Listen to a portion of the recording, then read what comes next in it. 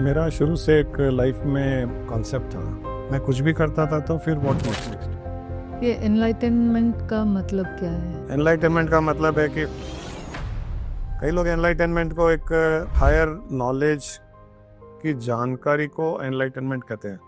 Is enlightened in arts, is enlightened in science, but spiritually enlightened means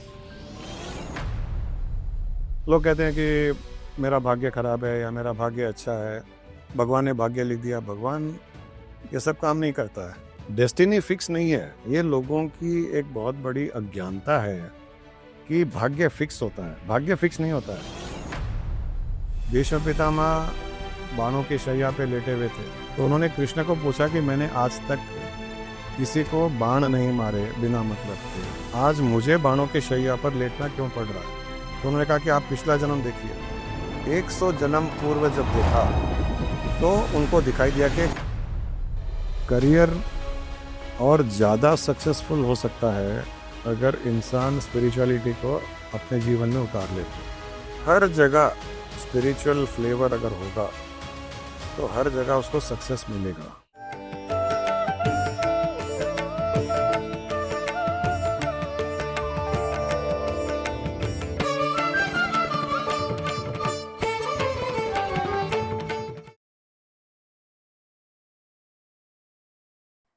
नमस्कार सभी को, मैं नीता शिंदे आप सभी का स्वागत करती हूँ। एक विशेष प्रोग्राम है गुरु संगम। इसमें हम आपसे मिलवाने वाले हैं सद्गुरु रमेश जी और गुरु माँ से, और उनसे जानेंगे उनकी जीवन यात्रा। और वो एक्चुअली एक इंडस्ट्रियलिस्ट थे और वहाँ से उनकी आध्यात्मिक लाइफ चालू हुई एट द एज ऑफ 38। सो मैं गुरु जी का स्वागत करती हूँ और गुरु माँ का भी स्वागत करती हूँ इस प्रोग्राम में। मैम सर, आप एक अच्छे इंडस्ट्रियलिस्ट से एक आध्यात्मिक एनलाइटेंड मास्टर की यात्रा में आप कैसे पहुँचे वहाँ तक? मेरा शुरू से एक लाइफ में व्हाट नेक्स्ट का कॉन्सेप्ट था। मैं कुछ भी करता था तो फिर व्हाट नेक्स्ट, फिर उसमें कुछ अचीवमेंट होता था तो फिर व्हाट नेक्स्ट। तो बिजनेस में भी ऐसे ही, बिजनेस ग्रोथ भी बहुत किया। एक बिजनेस एक लेवल तक लाते थे, फिर व्हाट नेक्स्ट, फिर वहाँ एक अचीवमेंट होता था तो फिर व्हाट नेक्स्ट। तो ऐसे करते करते बिजनेस भी बहुत ग्रो किया, सोशली बहुत एक्टिव थे, इंडस्ट्रियल एसोसिएशंस को लीड करते थे हम ऑल इंडिया लेवल पर। प्राइम मिनिस्टर से मिलना, कॉन्फ्रेंसेस अटेंड करना, फॉरेन ट्रिप्स करना, सारी दुनिया में गुरु माँ साथ में घूम भी लिए। हमने बहुत एंजॉय किया लाइफ, बिजनेस लाइफ एंजॉय किया, फैमिली लाइफ एंजॉय किया, हर चीज़ एंजॉय किया। सोशल स्टेटस, पोजीशंस, हर चीज़ एंजॉय किया। फिर व्हाट नेक्स्ट। तो चूंकि दुनिया को इतना भोग लिया था तो व्हाट नेक्स्ट में स्पिरिचुअलिटी ही थी। तो फिर हम स्पिरिचुअलिटी में, मेरे एक मामा जी थे, वो हठ योगी थे, तो उनके सानिध्य में स्पिरिचुअल जर्नी शुरू हुई हमारी। तो सारा का सारा खेल व्हाट नेक्स्ट का ही है, और मुझे लगता है कि हर किसी को ये व्हाट नेक्स्ट होना चाहिए, नहीं तो वो रुक जाएगा। इंसान किसी भी फील्ड में अगर व्हाट नेक्स्ट नहीं होगा तो वहाँ रुक जाएगा वो। तो हर फील्ड में उसको व्हाट नेक्स्ट होना चाहिए। ये क्यूरियोसिटी क्रिएट करता है, एक नए लेवल पर ले जाने की कोशिश करता है, एक डाइवर्शन में ले जाने की कोशिश करता है। हम जो कर रहे हैं वही ज़िंदगी भर करते रहते हैं, लेकिन व्हाट नेक्स्ट में या तो उससे आगे जाएंगे या फिर कुछ नया सोचेंगे। तो लाइफ एक जॉयफुली, हारमोनियसली जीने का एक मौका मिलता है। आप दोनों का एनलाइटनमेंट एक साथ प्लान हुआ कि नहीं? वो कैसे ये एकदम दोनों का एक साथ हुआ? ये स्पिरिचुअलिटी में कोई चीज़ प्लान्ड होती नहीं है। प्लान कुछ भी नहीं था। एनलाइटनमेंट मिलेगा क्या वो भी नहीं मालूम था। बस गुरु के पास जाते थे, हमारे स्वामी जी के पास सरेंडर थे। और गुरु जी का पाथ अलग था, मेरा पाथ अलग था। मैं सेवा भाव में ज्यादा थी, भक्ति सेवा भाव। गुरु जी अपना निधि ध्यासन, मेडिटेशन वो सब करते थे। और मेरे तो बच्चे छोटे थे, जॉइंट फैमिली थी, तो वो सब कामों में बिजी रहते थे। और जब स्वामी जी घर पे आते थे तो उनकी सेवा कर लेते थे। लेकिन एक दिन मिलेगा वो हमारे कारण नहीं मिला है। It is guru kripa. Surrenderness has helped to a large extent हमको हेल्प किया है, और स्वामी जी की कृपा के कारण हमको एक ही दिन मिल गया। दोनों दो अलग अलग पाथ फॉलो करते हुए भी एक जगह पहुंच एक गए। जगह मिल गया। ये पॉसिबल भी नहीं है, न तो हमारे वश में है कि ये स्टेट, ये एक्सपीरियंस, ये चक्र भेद या कोई एनलाइटनमेंट हमारी मेहनत से मिलेगा, ये इम्पॉसिबल है स्पिरिचुअलिटी में। हाँ, हम कोई वर्ल्डली कॉलेज में पढ़ते हैं तो हमको पता है कि 2 साल के बाद में हमको डिग्री मिलेगी, 4 साल के बाद में ये मिलेगा, 2 साल के बाद में मास्टर्स मिलेगा, लेकिन स्पिरिचुअलिटी में ऐसा है नहीं है। Correct. तो यहाँ पर हमारे वश में कुछ भी नहीं है। हमारे वश में जो गुरु कहते हैं वो करना, और बाकी का रिजल्ट गुरु कृपा ही है। It's all about guru's grace. जब गुरु का ग्रेस फॉल करता है तो हम इवॉल्व होते हैं। प्योरली गुरुज ग्रेस है, सारी स्पिरिचुअलिटी गुरु ग्रेस पर ही टिकी हुई है। हम अगर सोचते हैं कि हम कुछ कर रहे हैं, हम ये साधना कर रहे हैं, हम ये प्रैक्टिसेस कर रहे हैं, वो गुरु के कहने से हम कर रहे हैं, लेकिन इवेंचुअली तो गुरु ग्रेस से ही उसका रिजल्ट मिल सकता, हमें मिलता है। इट्स नॉट पॉसिबल विदाउट गुरु। और ये एक दिन मिलना भी गुरु का ग्रेस ही है, क्योंकि फ्रैंकली हमको एनलाइटनमेंट चाहिए, वो भी हमारे माइंड में नहीं था। हम स्वामी जी के पास जाने लगे, बहुत अच्छा लगने लगा, बहुत अट्रैक्ट हुए उनसे। मैक्सिमम टाइम उनके साथ में हम बिताते थे, उनकी प्रॉक्सिमिटी में रहते थे। शुरू में था कि कुछ स्पिरिचुअलिटी, जहाँ स्पिरिचुअलिटी ख़त्म होती है वहाँ हमें पहुँचना है, वो स्टेट क्या होती है हमको पता नहीं था, लेकिन जो भी अल्टीमेट स्टेट होगा वो हमको प्राप्त करना, ऐसा था। उसी को एनलाइटनमेंट कहते हैं क्या, उसी को ब्रह्म भाव कहते हैं क्या, उसको मुक्ति कहते हैं क्या, उसको मोक्ष कहते हैं क्या, उसको और कुछ कहते हैं, सैल्वेशन कहते हैं, लिबरेशन कहते हैं, हमको कुछ भी पता नहीं था। फिर धीरे धीरे जब स्वामी जी के पास जाने लगे तो ये भी भूल गए कि हमको क्या चाहिए। उनमें इतना अट्रैक्शन था, ये वैसे ब्रह्म ज्ञानी। वो प्रॉक्सिमिटी के लिए क्रेव करते थे हम लोग। हाँ, बस केवल प्रॉक्सिमिटी की क्रेव करते थे। वो सिद्ध पुरुष थे, उनके पास ऐसा कुछ नहीं था कि उनको कुछ वो चीज़ की जानकारी नहीं है। इतने एक स्टेट उनकी प्रोफाउंड स्टेट, तो बस वो प्रॉक्सिमिटी ही उनके साथ में हम क्रेव करते थे। प्रॉक्सिमिटी मिलती थी, कभी ज्ञान मिलता था, कभी हंसी मजाक मिलता था, लेकिन हर प्रॉक्सिमिटी में हम लोग फील करते थे कि we are at next level. तो वहाँ कभी भी ऐसा नहीं हुआ ये व्हाट नेक्स्ट वाला ऑटोमेटिक गुरु के ग्रेस से आता गया। अभी एक स्टेट है, अगले दिन हम उनसे मिले, 1-2 घंटे उनके साथ में हम बैठे, कुछ बातचीत करे, फिर हम नेक्स्ट लेवल फील करते थे कि today we are at another level. ऐसी जर्नी हमारी चलती गई। तो वो तो उनका ही ग्रेस था, क्योंकि शायद हम दोनों ऐसे एक हस्बैंड वाइफ कपल जैसे उनके फॉलोअर्स में थे, जो और एज ए हम लोग कपल। ऑड लॉट थे, हिंदी स्पीकिंग, वहाँ पूरे तेलुगु स्पीकिंग, और हिंदी कोई को जल्दी से आता नहीं। स्वामी जी को खुद को हिंदी नहीं आता, so he used to talk only in English with us. Okay. So और हम लोग दूसरों जो गुरु भाई गुरु बहन है वहाँ, उनसे हमको बात करना है तो तेलुगु में बात करना है। तो बहुत एक अलग एटमॉस्फेयर था वहाँ पे। नॉर्थ इंडियन शायद हम लोग एक ही कपल थे। ओके, लेकिन ये बहुत रेयर होता है कि हस्बैंड एंड वाइफ एक साथ का एनलाइटनमेंट हुआ। नॉर्मली एक का होता है तो एक का थोड़ी देर बाद होता है। एक्चुअली जिस दिन हुआ, हम दोनों सुबह से एक अलग स्टेट को एंजॉय कर रहे थे, हमने शेयर भी नहीं किया एक दूसरे से। शायद उस दिन शाम को हम जब बातें कर रहे थे तो मैंने कहा सुबह से एक ऐसा स्टेट हो रहा है, ऐसी फील हो रही है, ऐसा लग रहा है, ऐसा परसेप्शन दिख रहा है।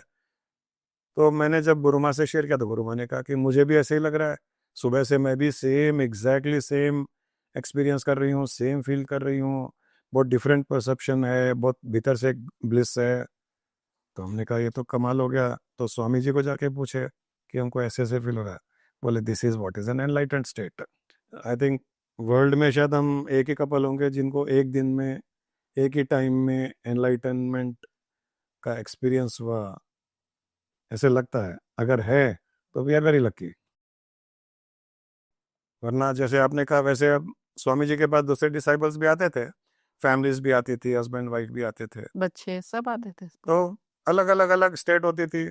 कभी वाइफ आती थी, कभी नहीं आती थी, कभी हस्बैंड आता था। हमारे साथ ऐसा कभी नहीं हुआ कि हम अकेले गए, कभी भी नहीं हुआ। ना मैं अकेला गया ना गुरु माँ अकेले गए, आज तक नहीं हुआ। तो शायद वो एक उनका एक ग्रेस कि एज ए हस्बैंड वाइफ कितने कमिटेड हैं, उनके जो भी मन में आया होगा तो उन्होंने वो गिफ्ट दिया हमको। We are very lucky. Guruji एक क्वेश्चन है, ये एनलाइटनमेंट का मतलब क्या है आपके हिसाब से? एनलाइटनमेंट का मतलब है कि फिजिकल रेस्ट्रिक्शन को छोड़ करके you become one with the whole universe through your consciousness expands beyond the physical realm।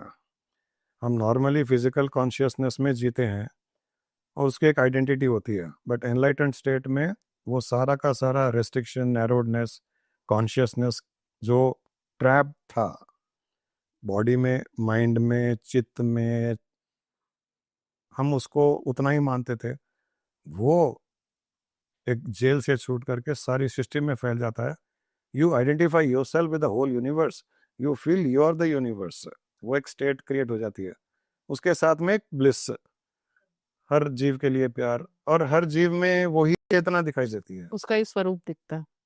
उसी का ही स्वरूप, वही consciousness. It's an amazing state.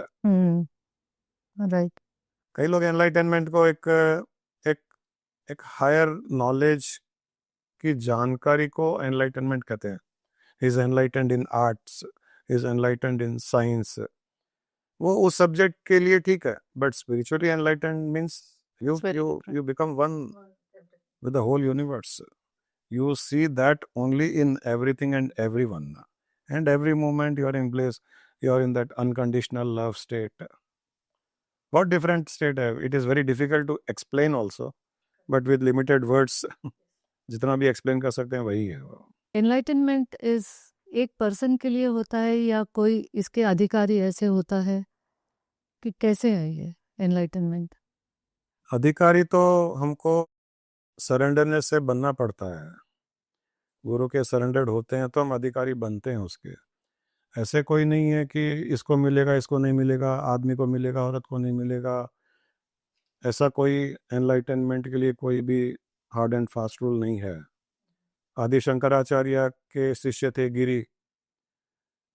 Giri was illiterate, उनको कोई नॉलेज नहीं, स्पिरिचुअलिटी होती क्या है नहीं पता, केवल और केवल गुरु की सेवा करना। गुरु उठे उसके पहले उठ जाना, गुरु सोने के बाद में सोना, गुरु को जो चाहिए, उनकी जो इच्छा हो या उनके लिए कुछ करना हो वो पूछे उससे पहले कर देना, इतना ज़्यादा, इतनी सेवा। और दूसरे कई शिष्य थे आदि शंकराचार्य के पास में जो घंटों घंटों बैठ करके शास्त्रों की बातें करते थे, शास्त्र को समझते थे। ये नहीं समझता था, इसको कुछ पता भी नहीं है, ये तो धोबी के जैसे कपड़े धोना, आ जाना है, और उसको एनलाइटनमेंट मिला, दूसरे डिसाइपल्स को नहीं मिला। कर्म और डेस्टिनी का संबंध क्या है आपके हिसाब से? ये एक्शन और एक्शन का रिजल्ट कर्म और डेस्टिनी है। हर एक्शन का एक रिएक्शन या एक रिजल्ट जो हम कहते हैं, ये उसका संबंध है। तो हम जो कर्म करते हैं, हमारा जो पुरुषार्थ है वो कर्म है, उसका जो रिजल्ट है वो डेस्टिनी बन के हमारे जीवन में आता है। तो पहले कर्म किया गया, डेस्टिनी बाद में बनती है। Destiny is nothing but Karma in the past, उसका रिजल्ट डेस्टिनी के रूप में आता है। लोग कहते हैं कि मेरा भाग्य खराब है या मेरा भाग्य अच्छा है, वो उस भाग्य को शायद और किसी चीज़ से एट्रीब्यूट करते हैं कि भगवान ने ऐसा भाग्य बनाया, भगवान ने भाग्य लिख दिया। भगवान ये सब काम नहीं करता है, भगवान को दूसरे बहुत सारे काम है। खुद ही लिखते हैं हम हमारा भाग्य। हम ही हमारा भाग्य लिखते हैं। आपके हिसाब से गुरुमा? वही ऐसा लगता है कि कर्म और डेस्टिनी हम ब्लेम करते हैं और कोई को, जैसे अभी गुरुजी ने कहा कि भगवान लिख रहा है हमारे साथ, क्यों इतना अन्याय हो रहा है, हमने पिछले जन्मों में कुछ ना कुछ गलत किया होगा, उसका रिजल्ट अभी आ रहा है। तो अगर ये बात समझ में आ जाती है तो हम हमारे एक्शंस आज से तो अच्छा कर लें। जो पुराना का हमारा बैकलॉग है वो आता रहेगा, लेकिन जब अच्छा कर लेंगे तो हमारा बाकी के टाइम में आगे में वो हेल्प करेगा। एक मिनट, एक मूवमेंट के पहले का एक्शन कर्म भी एक मूवमेंट के बाद में भी डेस्टिनी बन के आ सकता है। डेस्टिनी फिक्स नहीं है, ये लोगों की एक बहुत बड़ी अज्ञानता है कि भाग्य फिक्स होता है। भाग्य फिक्स नहीं होता है, भाग्य डायनामिक है। It changes. हर मोमेंट भाग्य बदल रहा है, हर मोमेंट हमारी सोच के ऊपर, हमारी भावना पर, हमारे एक्शंस पर, हमारे विचारों के द्वारा, हमारे मुंह से निकले हुए शब्दों के द्वारा भाग्य बदल रहा है, हर पल बदल रहा है। जैसे आजकल हम एयरलाइन की टिकट बुक करते हैं, डायनामिक डायनामिक फेस होती है। होटल्स हो, फ्लाइट्स हो, सब आप डायनामिक अभी है। देखिए कोई 5,000 दिखा रहा है, थोड़ी देर के बाद में देखेंगे तो चेंज हो जाएगा, फिर बुकिंग करेंगे तो और चेंज हो जाएगा, 2 दिन के बाद में कम भी हो सकता है, बढ़ भी सकता है, डिपेंडिंग ऑन कितने लोग वो बुकिंग कर रहे हैं। इसलिए हमको कर्म करने में सावधान रहना चाहिए। अच्छे कर्म करें, अच्छी सोच रखें, अच्छी भावना रखें, अच्छे बोल बोलें, इनसे हमारा भाग्य बन रहा है। पुराना भाग्य भी मॉडिफाई हो जाता है, बदल जाता है। अभी के अगर प्रबल एक्शंस, प्रबल कर्म हमारे होते हैं अभी, तो पुराना भाग्य भी बदलकर अच्छे भाग्य के रूप में हमारे सामने आ सकता है। ये लॉ ऑफ कर्मा को कैसे समझाएंगे अगर हमारे प्रेक्षक लोगों के लिए? लॉ ऑफ कर्मा यही है कि हमारे सोच, हमारे वर्ड्स, हमारे शब्द, हमारी भावना, ये सारा का सारा ब्रह्मांड में जाता है और ब्रह्मांड में जा करके वापस हमारी ओर ही आता है। जैसे हम एक बॉल है, एक बॉल को अगर दीवार पर फेंकें तो वो बॉल वापस हमारी तरफ ही आएगी। जितनी जोर से फेंकेंगे उतनी जोर से वापस आएगी। या ऐसे समझ लीजिए कि एक गेंद को, एक बॉल को हम ऊपर आसमान में फेंक रहे हैं, तो वो नीचे ग्रेविटेशनल फोर्स के कारण वापस वहीं आएगी, ऊपर नहीं रहेगी। तो कर्म का सिद्धांत भी यही है कि आपने कुछ बोला तो वो ब्रह्मांड से टकराकर वापस आपके पास में आएगी, और किसी के द्वारा आपने कुछ सोचा, ब्रह्मांड से टकराकर वापस आपकी तरफ आएगा वो विचार।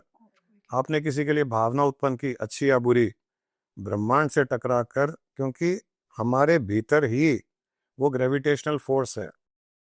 हमने अगर कोई भावना उत्पन्न की, हमारी ही ग्रेविटेशनल फोर्स उसको वापस खींचती है।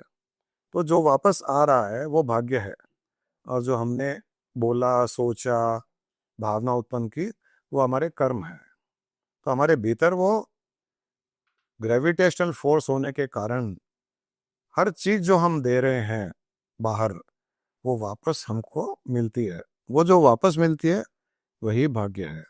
मैं एक्चुअली एक पोस्ट पढ़ रही थी कल, जहाँ पे लिखा था कि लोग जाके त्रिवेणी संगम में वहाँ यहाँ सब, तो फिर पूछा गया कि त्रिवेणी माँ से कि क्या करोगे आप, अब ये सब तो धुल रहा है, क्या करोगे? बोली मैं रखूंगी क्या, मैं आगे पास करूंगी उसको। बोलते समुद्र में जाएगा। समुद्र को पूछा तो बोला कि नहीं, वो तो मैं ऊपर भेज दूंगा, मैं क्यों रखूंगा। ऊपर गया तो वो क्लाउड्स बोले मैं क्यों रखूंगा, वापस आप ही को दूंगा, तो वापस आप ही को आएगा। हमारा ये कर्म और भाग्य में कंफ्यूजन यही रहता है कि हम कर्म करते हैं किसी के साथ, और भाग्य कहीं से आता है। जैसे आपने कहा भी, त्रिवेणी संगम में डुबकी लगाई, वहां पर कुछ धुल गए पाप या गंदगी, वहां से वापस हमको नहीं मिल रहा है, हमको वापस बादल से मिल रहा है। फिर वापस ऊपर जाके ही आ रहा है। तो वैसे ही संसार में हमने किसी के साथ कुछ कर्म किया, हमको उसका रिजल्ट भाग्य रूप से और किसी के द्वारा मिल सकता है। हम कंफ्यूजन में रहते हैं कि मैंने इसके साथ कुछ नहीं किया और ये मेरे साथ ऐसे क्यों कर रहा है। हमने किसी न किसी के साथ किया होगा। वो मीडियम और कोई आता है। हाँ, वही वापस भाग्य बन के आना जरूरी नहीं है। भीष्म पितामह बाणों की शैया पे लेटे हुए थे, तो उन्होंने कृष्ण को पूछा कि मैंने आज तक किसी को बाण नहीं मारे बिना मतलब के, तो आज मुझे बाणों की शैया पर लेटना क्यों पड़ रहा है। तो उन्होंने कहा कि आप पिछला जन्म देखिए। उन्होंने पिछला जन्म देखा, वहां भी कुछ नहीं मिला उनको। उसके पिछला देखा, वहां भी नहीं मिला। 100 जन्म पूर्व जब देखा तो उनको दिखाई दिया कि एक छोटा बच्चा एक कीड़े को सुई चुबो रहा था। तो कृष्ण ने कहा कि वो जो तुमने उस कीड़े को सुई चुबोया, उसका परिणाम है ये भाग्य तुम्हारा बन के आया कि तुमको बाणों की शैया पर सोना पड़ा। तो ये स्टोरी से भी पता चलता है कि हमारे कर्म पीछा नहीं छोड़ते, हाँ, पीछा नहीं छोड़ते। रिजल्ट दे के ही रहेंगे।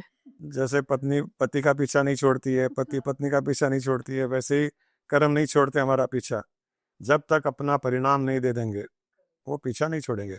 अब वो कीड़ा आकर के भीष्म पितामह को तकलीफ नहीं दिया, और किसी ने बाण मारे, लेकिन उसके कर्म है जो वो खींच करके उसी को दुख देने के लिए आए। तब ये बोलेंगे मैंने तो इसको, अर्जुन को कुछ नहीं आज तक किया, उसको दुख नहीं दिया, उसको बाण नहीं मारा, तो अर्जुन ने मुझे बाण क्यों मारे?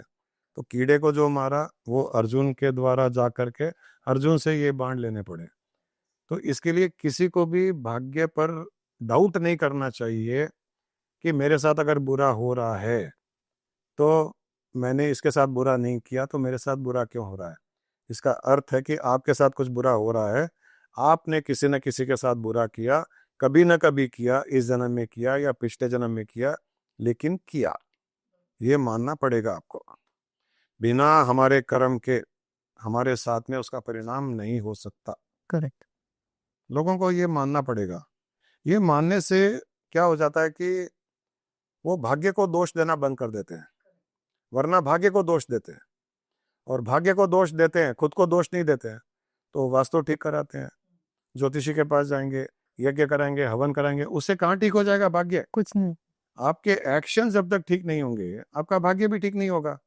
तो इनसे कोई रिलेशनशिप भी नहीं है। न वास्तु आपका भाग्य बिगाड़ता है या ठीक करता है, न कोई ग्रह की दशा भाग्य बिगाड़ता है या ठीक करता है, न हवन या न और कुछ। आपके विचार, आपकी भावना, आपकी सोच, आपके शब्द, आपके एक्शंस ही आपका भाग्य बनाते हैं। उनको ठीक करेंगे, सब चीज ठीक हो जाएगा। कब? हम लोगों ने तो बहुत से ऐसे मकान में रहे जो against vastu, total against vastu. आज भी हम मकान में रहते हैं, अगेंस्ट वास्तु है। हम जानबूझ के अगेंस्ट वास्तु बनाते हैं, क्योंकि उसका क्या दोष है? हम ये नहीं मानते हैं कि ये ईंट पत्थर सीमेंट मेरा भाग्य बनाता है, और न ही वो बिगाड़ सकता है। तो अगेंस्ट वास्तु मकान में रह करके जब अच्छी सोच, अच्छी भावना हमने उत्पन्न की, तो दोष, वास्तु दोष वाले मकान में हमको एनलाइटनमेंट मिला है। करेक्ट।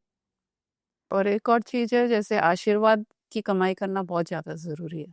स्पेशली ये कर्म डेस्टिनी में जब हमारा प्रारब्ध बहुत ज्यादा स्ट्रांग है, जो तकलीफ देने वाला है, अगर हमने आशीर्वाद की कमाई बहुत ज्यादा कर ली तो वो समय भी इतना इजीली निकल जाएगा जो हमको ध्यान में नहीं आएगा, Very true. नहीं तो बहुत तकलीफदायक हो सकता है वो। ये बहुत बड़ा है। तो हम बहुत लोग ये important बहुत point है। प्रोफेसाइज करते हैं कि आशीर्वाद की कमाई करो, तो ये हेल्प करेगा, हमारा बैंक बैलेंस है ये। बनाएगा। करेक्ट। किसी ने अच्छा वो दोहा है इसके ऊपर कि आशीर्वाद की कमाई करो मेरे दोस्त, आशीर्वाद की भाग्य अपने आप बदल जाएगा। ये बहुत इंपॉर्टेंट पॉइंट है ये जो गुरु माँ ने कहा अभी। आशीर्वाद यानी कि सेवा करो। किसी न किसी रूप से खुश करो। सेवा भी नहीं कर सकते तो कुछ नहीं है, खाली आपको एक अप्रिशिएट कर दिया, आपकी साड़ी बहुत अच्छी लग रही है आज, ऐसे लग रहा है कि बहुत महंगी होगी, एकदम नहीं लग रही है आप, तो अब इतना अगर तारीफ कर दिया तो जीव खुश हो जाएगा। जीव खुश होएगा तो आशीर्वाद उत्पन्न होगा। वो खुशी आशीर्वाद के रूप में हाँ। बाहर आती है। खुशी ही, किसी की खुशी ही आशीर्वाद है। उसको आशीर्वाद देने की भी जरूरत नहीं है। वो मन से खुश हो गया तो खुशी ट्रांसफर हो गई। आजकल के ज़माने में करियर के पीछे भागते हैं। करियर और स्पिरिचुअलिटी को कैसे बैलेंस करें? करियर और ज़्यादा सक्सेसफुल हो सकता है अगर इंसान स्पिरिचुअलिटी को अपने जीवन में उतार ले तो। करियर हो, बिजनेस हो, हेल्थ हो, फैमिली हार्मनी हो, पीसफुल लिविंग हो, रात को अच्छी नींद हो, हर जगह स्पिरिचुअल फ्लेवर अगर होगा तो हर जगह उसको सक्सेस मिलेगा। करियर में भी हमारे पास इतने कई लोग आते हैं जो जॉब करते हैं बड़ी बड़ी कंपनी में, बहुत स्ट्रेस लेके आते हैं। हमने उनको थोड़ा स्पिरिचुअल परसेप्शन, थोड़ा स्पिरिचुअल कॉन्सेप्ट, थोड़ा रिलैक्सेशन हमने बताया, पॉजिटिव रहना। और डरने की जरूरत नहीं है। अगर तुम्हारा एक जॉब चला जाता है तो दूसरा जॉब खुलेगा, और तुम जितना स्ट्रेस फ्री रहोगे, रिलैक्स रहोगे, तुम्हारा परफॉर्मेंस अच्छा बनेगा। ये हमने लोगों को बताया, थोड़े रिलैक्सेशन की टेक्निक्स बताई। और एक चीज़ हमने कई लोगों को बताई कि अपना रेजिग्नेशन लेटर अपनी जेब में लग करके रोज ऑफिस जाया करो। ये तो डर के कारण सब गड़बड़ होता है। डर के कारण ही तो उनकी परफॉर्मेंस लो थी। और कई लोगों ने शेयर किया कि ये तो ज़बरदस्त काम किया कि मैं उस फियर से जब बाहर निकल गया, डेली रिजिग्नेशन लेटर जेब में लेके जाता हूँ। मुझे पता है अगर मुझे कोई गुस्सा करेगा, डांटेगा, कोई ब्लेम करेगा किसी चीज़ के लिए, मुझे पसंद नहीं करते, ये लीजिए सर आपकी जॉब। और एक दो लोगों ने किया भी, और जॉब छोड़ दिया, वो आए हमारे पास में कि हमने जॉब छोड़ दिया। हमने कहा कोई चिंता नहीं है, कोई ना कोई ऐसा होगा जो आपको चाहेगा कि आप उनकी जॉब करो। और बिलीव नहीं करते, हम भी बिलीव नहीं किए, उनको इतनी अच्छी जॉब मिली, डबल द सैलरी, बहुत बेटर जॉब, और वहाँ से उनके करियर ने जो टर्न लिया, they have grown to an extent which they could never ever think of. इन लोगों की फियर, एंजाइटी, ये करियर में बाधा बनती है। ये फियर फैक्टर ही है जो लोगों को ना दूसरे रास्तों पे ले जाते। फियर का फुल फॉर्म अच्छा किसी ने बताया था कि फॉल्स एविडेंस अपियरिंग रियल है। Fear, FEAR, false evidence appearing real, मतलब कोई चीज होने वाली नहीं है, फिर भी उसका सोच सोच के उसका आवाहन करते हैं लोग। कई लोग अपनी पत्नी से डरते हैं, कई पत्नी अपने पति से डरती है। पति शाम को ऑफिस से आ रहा है तो पत्नी डरती है, अभी आएंगे, चिल्लाएंगे, गुस्सा करेंगे। हमारे साथ हुआ है, मतलब कई लोगों ने शेयर किया है कि ऐसे ऐसे होता है। तो हमने कहा पत्नी को कि आप अगली बार है ना, डरिए मत कि वो गुस्सा करेंगे, चिल्लाएंगे। बोले नहीं, उनकी आदत है, वो आते ही चिल्लाते हैं, गुस्सा करते हैं। आज आज ऐसे सोचो कि आज बहुत प्यार से आएंगे, खुश हंसेंगे, होके आएंगे। करेंगे। ये छोटे छोटे टिप्स भी हम लोग बहुत एंजॉय करते हैं, देते हैं। तो करेक्ट, जब फैमिली की मैटर आती है तो ऐसे टिप्स बहुत काम करते हैं। बहुत काम करते हैं, तो लोगों के एक्सपीरियंसेस हैं। वो एक्सपीरियंसेस से दूसरों को भी सीख मिलती है और खुद भी मजा उठाते हैं इससे। हाँ, वो अरे एंजॉय कर देखो ये पाते काम कर गया, ये ट्रिक हैं। में। और काम किया है, मोस्टली लोगों के काम किया है, जैसे ही फियर से हटे, क्योंकि फॉल्स एविडेंस था वो कि वो आएंगे और गुस्सा करेंगे। अभी ये जो एनर्जी सिस्टम की बात करते हैं हम, वो एनर्जी को कहाँ पे कैसे इन्वेस्ट करें, कैसे उसका काम होगा? एनर्जी तो सर्वव्यापक है, इट इज ओमनी प्रेजेंट। ऐसा नहीं है कि कहीं से लाना है, कहीं इन्वेस्ट करना है। आपकी थॉट में एनर्जी है, आपके शब्द में एनर्जी है, आपकी भावना में एनर्जी है। तो जो आप सोचोगे उसी में वो एनर्जी जाएगी, जो आप बोलोगे उसमें एनर्जी जा रही है। तो आप अगर अच्छी सोच रखेंगे, अच्छी भावना रखेंगे, सारी सृष्टि के लिए प्रार्थना करेंगे, तो ऑटोमेटिकली उसमें एनर्जी लग ही जाती है। वो हम नेगेटिव सोचेंगे तो नेगेटिव में एनर्जी लगेगी, पॉजिटिव सोचेंगे तो पॉजिटिव में लगेगी। ये कहीं से न आती है न कहीं जाती है। We are only creating some waves. हम जब कुछ सोचते हैं ना, तो एनर्जी फील्ड तो सारी सृष्टि में है। जैसे हम कुछ सोचते हैं तो एक एनर्जी वेव क्रिएट होती है, वो वेव ही है जो दूसरों को इन्फ्लुएंस करती है। तो हमारी अगर पॉजिटिव सोच है तो एक पॉजिटिव एनर्जी की वेव क्रिएट होती है। जैसे हम टीवी में देखते हैं तो टीवी में बंगला दिख रहा है, मकान दिख रहा है, पहाड़ दिख रहा है। टीवी में तो पहाड़, मकान, बंगला है नहीं, वो तो साउंड वेव्स कन्वर्ट होकर के आई है।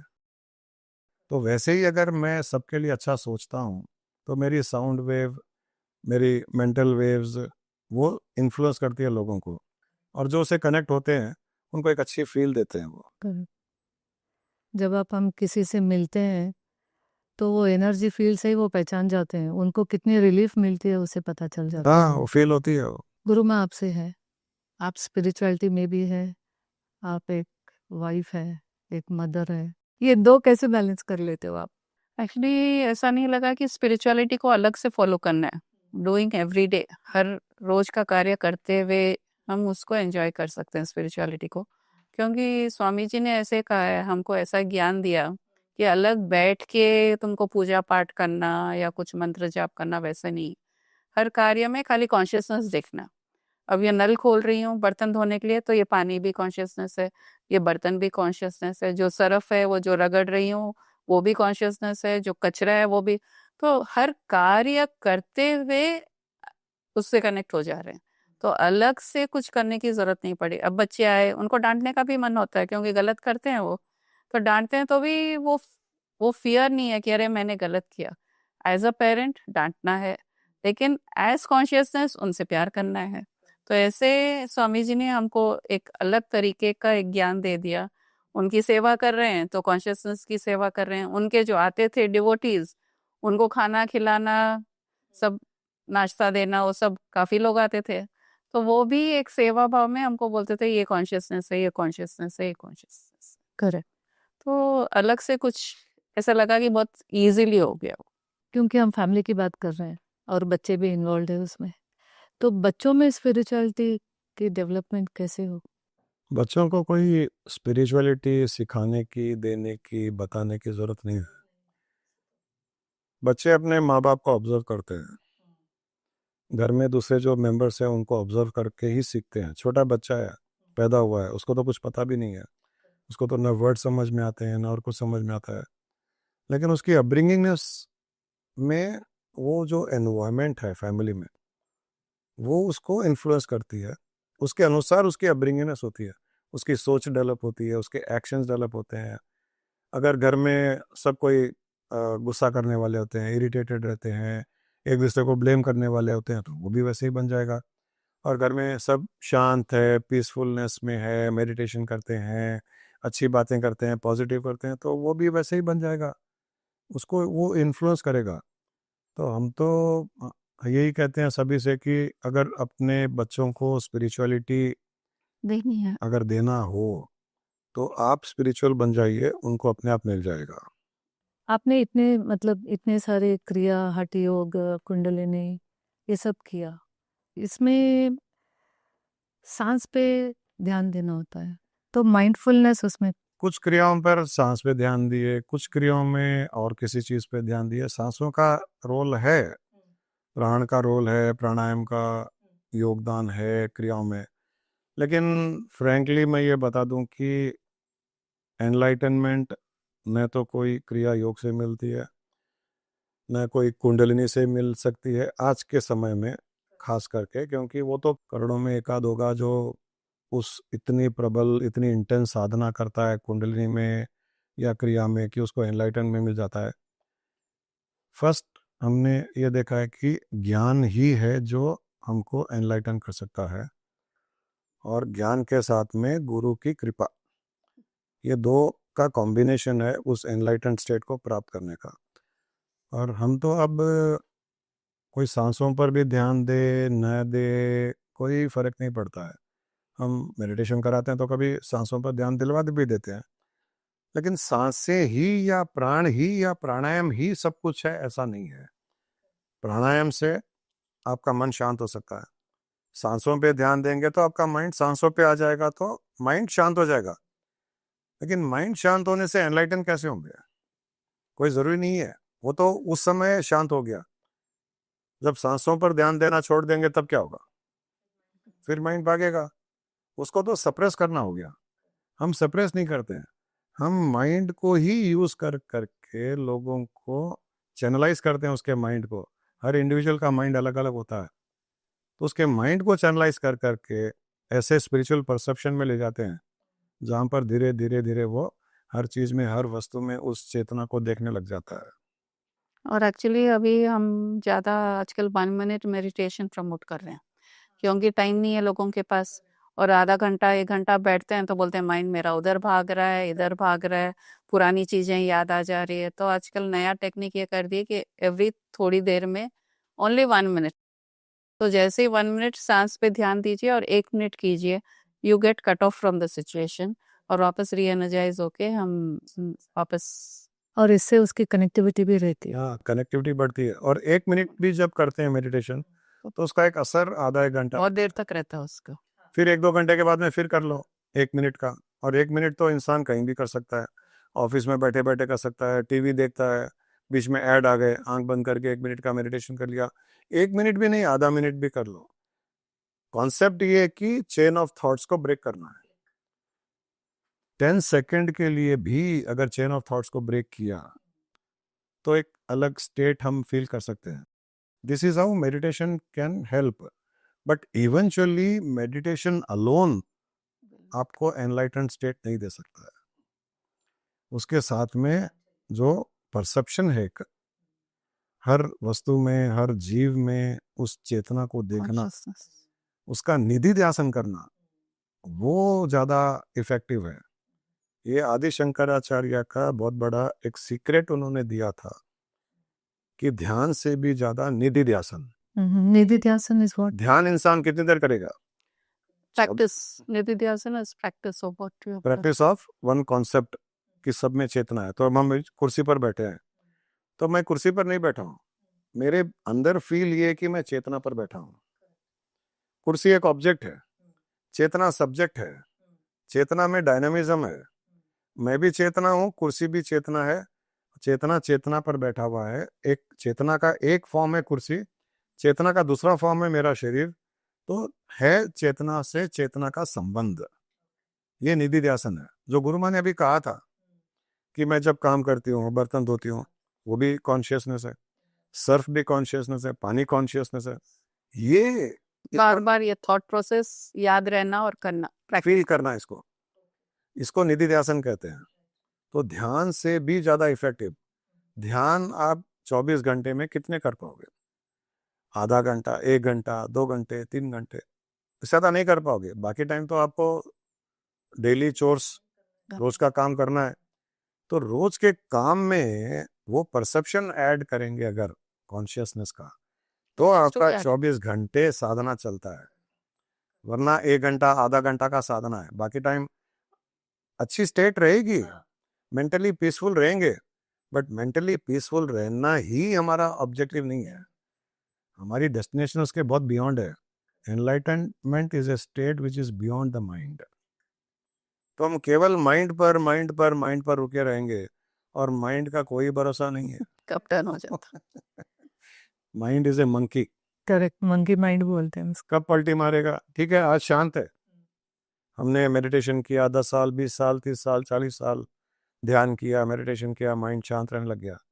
जिस दिन एडवर्सिटी आएगी लाइफ में, हमारी कोई तबीयत खराब हो जाएगी, और कुछ होगा, बच्चे गलत काम कर लेंगे, और कुछ हो जाएगा, हमको नहीं पता, बट बियॉन्ड माइंड जो चले जाएंगे, वहां पर तो वो निराकार, शांत, प्रेम, ब्लिस, आनंद से ही भरा हुआ है। वहां पर कोई बदलाव नहीं होता है, माइंड में बदलाव होता है। तो इवेंचुअली हमको बियॉन्ड माइंड जाना चाहिए। अगर एक परमानेंट स्टेट चाहिए तो माइंड तक नहीं रुकना चाहिए। Mind is the most deceptive entity in the universe. आपको एहसास कराएगा कि तुम पीसफुल हो, तुम खुश हो, तुम सुखी हो, ब्लिसफुल हो, तुम एनलाइटेंड हो, एहसास कराएगा। लेकिन एक स्थिति में, परिस्थिति में पता चलेगा कि वो ड्रामा है। उसका ड्रामा था। आजकल ये यंगस्टर्स मेडिटेशन करते हैं।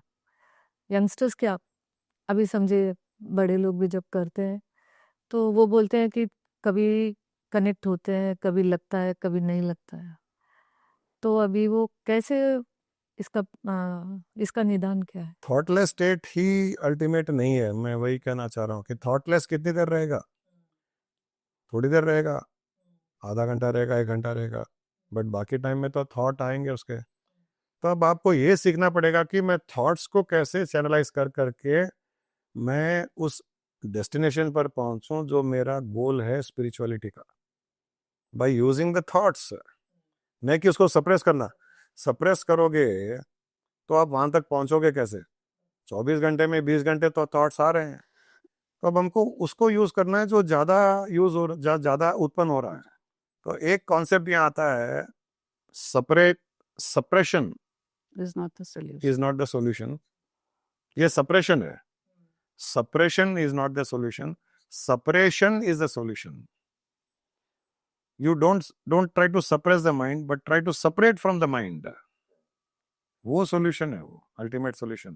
जब आप mind से separate हो जाओगे ना, तब आपको mind कुछ नहीं कर पाएगा, ना आपको गिरा पाएगा, ना उठा पाएगा, ना विचलित कर पाएगा। वो फिर आपको दिखेगा कि अच्छा ये माइंड है, अभी ऐसे कर रहा है, ये माइंड की स्टेट ऐसी है, ये ऐसे अपना नाच दिखा रहा है, ये भारतनाट्यम कर रहा है, and I don't get affected when you separate.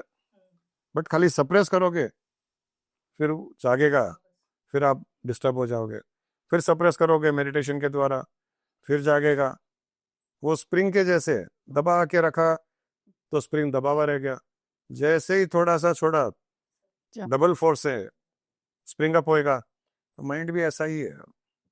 ये छोटे छोटे कॉन्सेप्ट्स बहुत इंपॉर्टेंट है स्पिरिचुअलिटी में। ये स्पिरिचुअलिटी से हम मटेरियलिस्टिक लाइफ में कैसे अबंडेंस पा सकते हैं? बहुत आसान हो जाता है मटेरियल लाइफ में जीना, मटेरियल लाइफ में प्रोग्रेस करना। स्पिरिचुअलिटी का जब फ्लेवर ऐड होता है बहुत आसान हो जाता है, क्योंकि ए peaceful mind is a powerful mind. Correct. Most powerful mind is a peaceful mind. Decision making बहुत इजी हो जाती है, एफिशिएंसी बढ़ जाती है, उसको पता चलने लग जाता है कि मेरे लिए क्या अच्छा है क्या अच्छा नहीं है, कितना करूं कितना विड्रॉ करूं। ये स्पिरिचुअलिटी हमको हेल्प करती है मटेरियल लाइफ में भी सक्सेस देने के लिए। इसके जो अच्छे अच्छे थोड़े कॉन्सेप्ट्स होते हैं, जैसे पॉजिटिव रहना एक कॉन्सेप्ट है, माइंड को डिटैच करना किसी चीज से वो भी एक कॉन्सेप्ट है। गांधी जी ऐसे करते थे। गांधी जी कई बार नेहरू जी के साथ, आज़ाद, दूसरे कई जो लोग बैठे होते थे मीटिंग कर रहे होते थे, जब कहीं आकर के डिस्कशन रुक जाता था तो बीच में उठ के चले जाते थे, कभी बकरी के पीछे कभी किसी गाय के पीछे। तो लोग बोलते थे बापू क्या कर रहे हो आप, इतना इंपॉर्टेंट डिस्कशन चल रहा है। वो चले जाते थे। एक्चुअली मैं उस समय देखता था तो उस समय नहीं समझ में आता था, अब समझ में आने लगा है ये कॉन्सेप्ट, कि वो उस डिस्कशन से डिटैच होना चाहते थे। जब एक प्रॉब्लम का सोल्यूशन नहीं निकल रहा है तो उसमें से बाहर निकलो, बाहर हट पहले। जाओ। बाहर निकलो। बाहर से सोल्यूशन दिखाई देगा, 1 मिनट के लिए भी वहां से डिटैच होके जब आते थे तो वो बोलते थे कि इसका सोल्यूशन ये है। सब एकदम सरप्राइज हो जाते थे, अच्छा ये सोल्यूशन है, ये पहले नहीं आया। और कहीं ना कहीं मैं बिजनेस में था तो ignorantly without knowledge I used to do this. मैं हर आधे घंटे से मैं ब्रेक लेता था, कोई स्टाफ से मिलने, डिस्कशन करने, ऐसे ही टाइम पास, हंसी मजाक करने, या वॉशरूम चला गया। बोर्ड मीटिंग में भी बीच में उठ के जाता था। हमारी कंपनी के, बहुत बड़ी कंपनी थी, बोर्ड मीटिंग में बड़े बड़े लोग होते थे, वो बोलते थे why are you going away from the board meeting, I will just come, कुछ ना कुछ बहाना लेकर के। लेकिन जब आता था I used to be different. तो ये हमको स्पिरिचुअलिटी एक डिटैच होना भी सिखाती है, एंग्रॉस होने से बचाती है। वो बचना ही मटेरियल सक्सेस की तरफ ले जाता है हमको। और एक बात है, एक अवेयरनेस भी रहो तो it will help a lot, क्योंकि आपको पता चल जाए जब आप उठ के चले गए उसका मतलब है आप अवेयर थे कि this is not happening, definitely तो यहाँ से उठ के जाना है मुझे। वो अवेयरनेस चाहिए। आपको पता होना चाहिए कि अभी माइंड थोड़ा सा प्रेशराइज हो रहा है, माइंड स्ट्रेस में जा रहा है, आपको थोड़ा अवेयरनेस होना चाहिए। वो जब अवेयरनेस होगा तो आप वो ऑटोमेटिकली फिर प्रैक्टिस करते करते सबकॉन्शियस माइंड आपको ऑटोमेटिकली, जैसे हम कई बार सुबह जल्दी उठना है 4 बजे और हम अलार्म लगा के सोते हैं, अलार्म बजने के 1 मिनट के पहले हमको माइंड जगा देता है। हर किसी ने एक्सपीरियंस किया है। ये कैसे हुआ है? मतलब माइंड में भी वो सिस्टम है, सॉफ्टवेयर है, बायोलॉजिकल क्लॉक है। तो थोड़ा अवेयरनेस का प्रैक्टिस करने के बाद में आपको कॉन्शियस एफर्ट की जरूरत नहीं पड़ती है। माइंड अपने आप बता देगा अभी हटो यहाँ से, बहुत हो गया, अभी डिस्कशन मत करो, अभी चुप हो जाओ, अभी वॉशरूम जाओ, अभी बाहर चले जाओ। वो एनवायरनमेंट से माइंड ऑटोमेटिकली हटा देता है। उसके अंदर इतनी अच्छी सॉफ्टवेयर प्रोग्रामिंग है, तो उसको यूज करना आना चाहिए हमको। वो स्पिरिचुअलिटी हमको सिखाता है। आप अपने गुरुजी के यहाँ पे गए तो कैसे आप उनके कनेक्शन में आए गुरुजी के? हमारे मामा जी थे जो पहले गुरु थे हमारे, जो हमारे घर आते थे। वो ब्रह्मचारी थे, वो हरिद्वार में, ऋषिकेश में रहते थे। कभी कभी साल में 1-2 बार हमारे घर आते थे, लेकिन मेरा इंटरेस्ट नहीं होता था, मैं उनके पास बैठता भी नहीं था, भाग जाता था उनसे दूर शुरू में। तो फिर उन्होंने एक दिन बुला करके, मेरे बड़े भाई साहब, मेरे पिताजी, माताजी, सब उनके एक डिसाइपल, शिष्य के जैसे थे। तो मेरा इंटरेस्ट नहीं होता था। गुरु माँ फिर भी उनकी सेवा करना, कुछ खिलाना पिलाना कनेक्टेड। करते थे। हाँ मैं मैं नास्तिक था, हाँ, ओके। हार्डकोर नास्तिक। मैं मंदिर जाता था, मैं जिंदगी में भगवान की पूजा किया, न आरती की, न स्पिरिचुअलिटी की तरफ, न कोई बुद्धा के बारे में, न कोई महावीर के बारे में कभी पढ़ा सुना, कुछ नहीं, कोई इंटरेस्ट नहीं है। But somehow behaviour was very good, attitude was always positive, public relationship जो कहते हैं बहुत अच्छा होता था। हर किसी के साथ में हम अच्छा रिश्ता रखते थे। इगोइस्टिक इंसान के साथ भी मेरा रिश्ता बहुत अच्छा होता था। ऐसे बाद में रियलाइज हुआ कि एक अच्छा बेस बना हुआ था। उसका क्रेडिट हम हमारे पेरेंट्स को देते हैं। उनकी नेचर बहुत अच्छी थी, मेरे पिताजी की, मेरी माँ की। और गुरु माँ के पेरेंट्स का भी नेचर वेरी सेम, जितना मेरे पेरेंट्स का अच्छा नेचर वैसे गुरु माँ के पेरेंट्स का नेचर, वो चीज हम दोनों में कॉमन थी। तो हम दोनों का माइंड शांत रहना, सबकी सेवा करना, सबसे घुल मिल के रहना, कभी भी किसी से दुश्मनी ब्लेम गेम नहीं होता था। तो बाद में जब वो मामा जी ने बुलाया तो थोड़ा साधना शुरू किए। फिर हमारे कॉमन फ्रेंड थे जो स्वामी जी से मिलवाए। स्वामी जी से मिलाने के बाद में साधना के रूप में सब छूट गया। ज्ञान प्रकट होने ज्ञान, लगा। स्वामी जी का सानिध्य, प्रॉक्सिमिटी, फिर स्वामी जी की कृपा। स्वामी जी से हमारा संपर्क 3-4 साल का ही रहा, उसके बाद वो शरीर छूट गया। फैग एंड जब वो बीमार थे, किडनी रिमूव हो गया था, डायलिसिस चलता था, तब हम मिले उनसे, but we got the highest of. उनके कई डिसाइपल्स है तो 25-30 साल से उनके सानिध्य में थे। तो स्वामी जी लास्ट में बोलते थे कि you both have taken that which many others could not take even though I try to give them. तो हम लोग बहुत लकी अपने आप को मानते हैं, भाग्यशाली मानते हैं। ये हमारा किया हुआ नहीं है, कर भी नहीं सकते हैं, गुरु कृपा संभव है। बट पात्र बनना हमारा पुरुषार्थ है, हम हमारी पात्रता बनाए रखें, वो हमारा पुरुषार्थ है।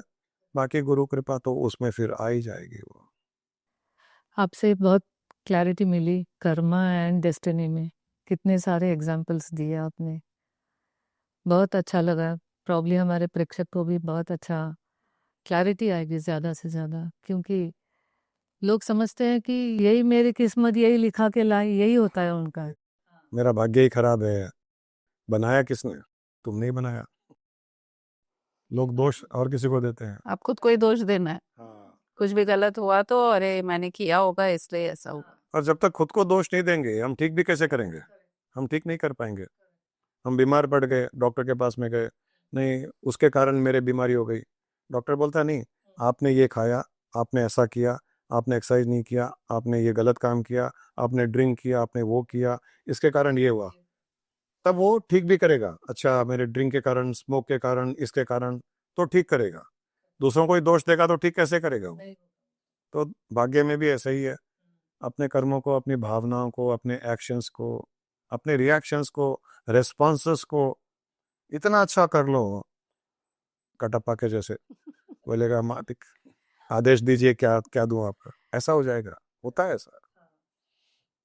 वो भाग्य सबसे बड़ा हमारा एक स्लेव बनना चाहिए। हम भाग्य के स्लेव नहीं, भाग्य हमारा स्लेव बनेगा, क्योंकि हमारे कर्म ऐसे ही हैं। तो सही होना ही है कैसे प्रोफाउंड भी। कर्म, हर पल पॉजिटिविटी, हर पल अच्छी भावना। हम तो एक स्वच्छ ब्रह्मांड का अभियान भी हमने शुरू किया है, जिसमें हम प्रयास करते हैं सारी सृष्टि के लिए रोज, लोका समस्ता सुखिनो भवन्तु, सारी सृष्टि के जीव सुख शांति से रहे। ये हमको स्वामी जी ने सीक्रेट दिया। बोले तुमको सुखी रहना है ना, भगवान से मत मांगो कि मुझे सुख दे दो। तुमको अच्छी हेल्थ चाहिए, भगवान से मत मांगो कि मुझे अच्छी हेल्थ दो। तुमको बिजनेस बड़ा करना है, भगवान से ये मत कहो कि मेरा बिजनेस बड़ा करो। बेटी की शादी करनी है, भगवान से ये मत कहो मेरी बेटी की शादी हो कि मेरी बेटी की शादी करवा दो। ये प्रेयर करो कि इस सृष्टि में सारी बेटियों की शादी हो जाए जिनकी नहीं हो रही है, सारे लोगों के बिजनेस अच्छे हो जाए। ऐसे करके ये expansion mode. Correct correct.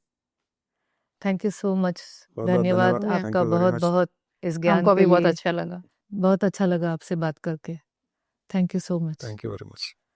Thank you सभी को इससे जो इस कार्यक्रम से जुड़ने के लिए और इस ज्ञान को प्राप्त करने के लिए। मैं आशा करती हूँ कि ये सब ज्ञान आपको आपके आध्यात्मिक जीवन में और काम आएगा। Thank you so much.